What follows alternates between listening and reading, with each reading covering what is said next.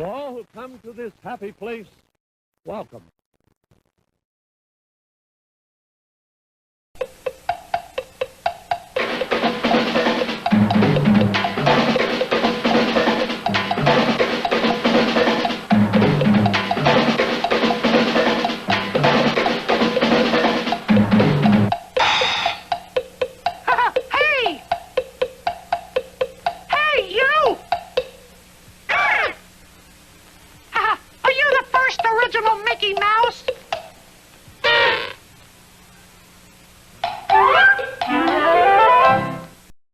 Everybody, it is almost November 18th, 2018. You know what that means? Yeah, Mickey's getting a little up there in years. Mickey's 90th birthday is just a few short days away, and I figured what better way to celebrate than to go through his entire history, all the way from Plain Crazy up until Mickey's Runaway Railway, to learn about how this mouse went from just a simple sketch on a railroad to a true American original. So make sure your Mickey Mouse watches are set to the correct time, you're all cuddled up in your favorite Mickey Mouse blanket, holding your favorite Mickey Mouse plush, because this is Mickey's 90th birthday, 1928 to today. In 1927, because of the rising costs and technical limitations, Walt Disney and his chief animator of iWorks decided to end their work on the Alice comedies. The Alice comedies were short cartoons featuring a live-action actress in an animated landscape, interacting with the characters and different objects. Disney's distributor, Charles Mintz, advised Walt that he should create a brand new animated character, Oswald the Lucky Rabbit. In the spring of 1928, Walt Disney traveled to New York City in hopes of negotiating a more profitable contract with Charles Mintz. Walt thought he just wasn't making enough money off of his own character, and that Charles Mintz was unfairly profiting off of his ideas. While most of his fellow animators left to work for Charles, Walt decided that he would quit and leave the character he had created with Universal. On the long train ride home from New York to California, Walt decided to create a brand new character, one that he would retain the rights to, one who would be even bigger and better than Oswald. And it was on that train ride that Walt Disney would sketch the first incarnation of what would later become Mickey Mouse. When Walt arrived back at California, he asked one of his favorite animators of iWorks to further develop the design. Eventually, they came up with this famous sketch of Mickey that became the baseline for his design through the following years. The sketch is now on display at the Walt Disney Family Museum in San Francisco. The first produced cartoon featuring Mickey Mouse was Plain Crazy in May of 1928. But the first released cartoon featuring Mickey was Steamboat Willie, released in November of 1928, 90 years ago. Since then, Mickey has gone on to appear in over 130 films, and he even won an Academy Award in 1942 for the short Lend a Paw, which featured Pluto more than Mickey, but he was still in it. Aside from films, Mickey has also appeared in musical albums, video games, TV shows, and lots of merchandise. Mickey's first feature-length Walt Disney Animation Studios film was Fantasia, and he doesn't have a single line of dialogue. Fantasia would go on to receive 2 honorary Academy Awards, one for outstanding contribution to the advancement of the use of sound and motion pictures through the production of Fantasia, and the other was presented to Stokowski and his associates for their unique achievement in the creation of a new form of visualized music in Walt Disney's production Fantasia, thereby widening the scope of the motion picture as entertainment and as an art form. Oof. Imagine printing that on an envelope. Walt Disney himself even provided the voice of Mickey up until 1946, but by then he had become too busy around the studio and his voice too damaged to record regularly. It's you, huh? Yeah, it's me, I guess.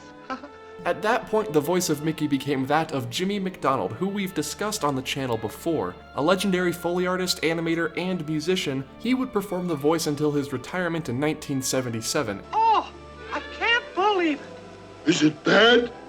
Wait, it says here that you can change yourself into anything. And at that point, the role of Mickey was passed on to various voice actors before Wayne Allwine made his debut as the character later that same year in the Mickey Mouse Club. And this was the voice of Mickey Mouse that I grew up with. Why, he's the only guy I know who doesn't own a car, but drives the hippest wheels in town. Let's take a look. In 2009, Wayne passed away and Brett Iwan became the new and current voice actor for the character. Here, pick a card. Any card. Oh, excellent choice. Now, show it to our friends. but don't let me see it.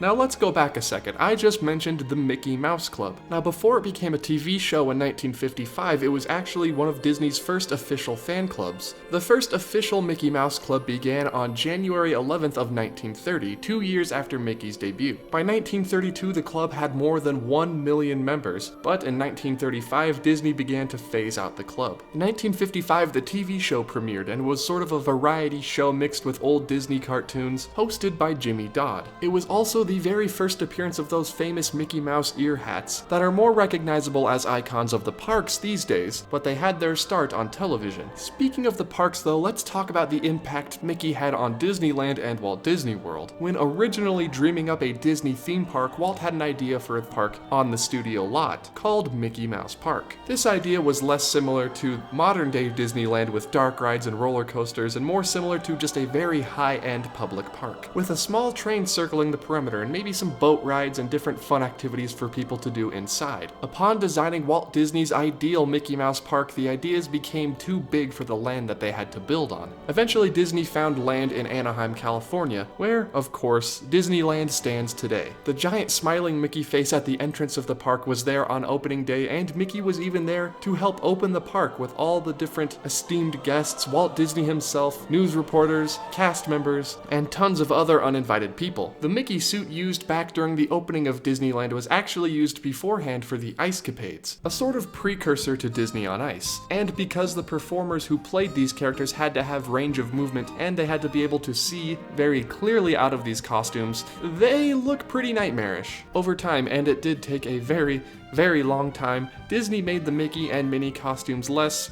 horrifying. So luckily you can introduce your children to Mickey and Minnie Mouse to this day at Disneyland without them having an existential crisis. Mickey rarely appeared in actual attractions at the park though. The first ride that featured Mickey in a starring role was the Mickey Mouse Revue that opened at the Magic Kingdom in 1971, opening day. Mickey would appear in shows and parades here and there until Mickey Mouse Revue's closure in 1980, and then would reappear again in Mickey's PhilharMagic, which opened in 2003. Another brand new original Disney attraction featuring and starring Mickey Mouse is set to open later in 2019. It will be Mickey's first ever original dedicated attraction in any Disney park. It will feature original music and 2.5D technology. Not quite sure what that is, but it's 3D without the glasses, so count me in. The ride will open in 2019 at Disney's Hollywood Studios, but also allegedly later on after that in Mickey's Toontown at Disneyland. Hasn't been confirmed yet, but maybe sometime in the future it will be. You can come back to this video later and I'll look like an idiot regardless. Later on this week on Sunday, November 18th, as of uploading, Mickey will turn 90 years old, and I gotta say, he looks really good for his age. There's bound to be various celebrations all over the world because he's super old now, but I have to ask you guys, what is your favorite Disney experience in regards to Mickey Mouse? What's your favorite Mickey Mouse TV show, movie, attraction, meet and greet, anything? Let me know down in those comments below. I'd really like to hear your guys' stories. And while we all celebrate Mickey's birthday, we all should take a step back and remember what Walt Disney said, to never forget one thing: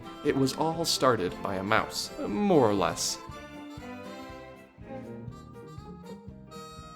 Hello everybody, thank you so much for watching this 90th birthday spectacular video. I hope it was as spectacular for you as it was for me. In case you guys haven't heard, I have opened up a brand new merchandise store featuring brand new merchandise that you can only find there, so be sure to check that out. I will link it in the description down below. Make sure to pick up a pair of Jean Lafitte socks. And while you're at it, why not pick something up for a friend to celebrate Mickey's 90th birthday? Maybe it was worth a shot. Remember that you can follow me on Twitter at Offhand Disney for more fun things about my life when I will be in the parks. And you can also join the Offhand Disney Discord. The link for that will be in the description as well. And also remember that you can donate on Patreon for early access to episode audio. That's right, my lovely Patreon patrons got access to this episode's audio before it went live on YouTube. So if that sounds interesting to you, the link again is in the description. And lastly, I just want to say thank you to the Magic Candle Company for sponsoring this video. I use their products all the time, and they just launched a brand new bath collection, so that's pretty awesome. Be sure to get the Haunted Candle and the Pirate Life Candle and mix them together to create the secret Jean Lafitte candle scent. Just as a little tip from me. Anyways, everybody, thank you all so much for watching this video. I will see you all in the next video. Happy birthday, Mickey.